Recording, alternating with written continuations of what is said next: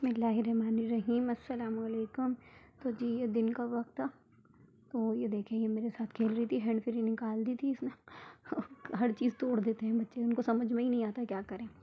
ये देखें, ये मैं भिंडी बना रही थी शाम के लिए। दिन में मैंने दाल बनाई थी, तो ये मैं भिंडी भी उसके साथ काट के रख रही थी। मैंने बोला शाम में बना लूँगी। तो ये देखें, ये किस तरह से फैला रही है। फिर ये शाम का वक्त है, तो फिर मेरे गले में बहुत ज़्यादा दर्द था, तो फिर मैंने अपने लिए कावा बनाई थी। फिर मैंने उसको शिफ़ा को सुलाकर फिर मैंने ये भिंडी का सालन बनाया। ऑयल गरम करने के बाद इसमें मैंने ज़ीरा ब्राउन कर लिया था। फिर जब वो चटक गया तो अच्छे से फिर मैंने इसके अंदर प्याज डाल दी थी।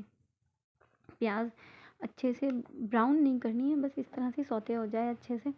जब वो हो जाएगी अच्छे से, तो फिर हम इसके अंदर भिंडियाँ डाल देंगे। और भिंडियों के मतलब चेप जो होता है ना, उसका लेस, वो फिर अच्छा नहीं लगता सालन के अंदर। हमें बहुत अच्छे से उसका भुनाई करनी पड़ती है।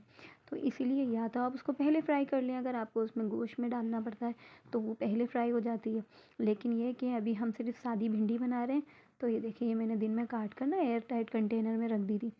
तो अब मैंने इसको निकाल कर इसके साथ ही इसको हम फ्राई कर लेंगे, ताकि ये कि जो इसका लेस होगा वो भी इसमें से कम हो जाएगा, बिल्कुल ख़त्म ही हो जाएगा। क्योंकि फिर वो लेसदार भिंडी अच्छी नहीं लगती। इसके वो जितनी प्रोटीन्स होती हैं वो तो उसके अंदर ही रहती हैं, लेकिन लेस जो होता है वो इसका ख़त्म हो जाता है। हम इसकी खूब अच्छे से करेंगे इसकी भुनाई, ताकि ये कि इसका ये लेस ख़त्म हो जाए। ये देखें किस तरह से चिपकी चिपकी सी हो रही है ना। अब हम ले लेंगे ये टमाटर, नमक, हल्दी, पिसी हुई मिर्च और कुटी हुई मिर्च। अच्छी बनी थी माशाल्लाह, हमको शाहिद को भी बहुत पसंद आई थी, वरना हम सब्ज़ी बहुत मुश्किल से खाते हैं। फिर ये हम लोगों ने अच्छे से भुनाई कर ली। फिर यहाँ पर अब देखें, प्याज बिल्कुल ऐसे ही हल्की सी गोल्डन ब्राउन सी दिख रही है, या फिर वो सॉफ्ट हो जाएगी आराम से। इसके बाद हम ये सारी चीज़ें इसमें डाल देंगे। बिस्मिल्लाहिर्रहमानिर्रहीम। सारी चीज़ें हमने इसमें डाल दी। फिर उसके बाद इसको भी हम मिक्स करके रख लेंगे।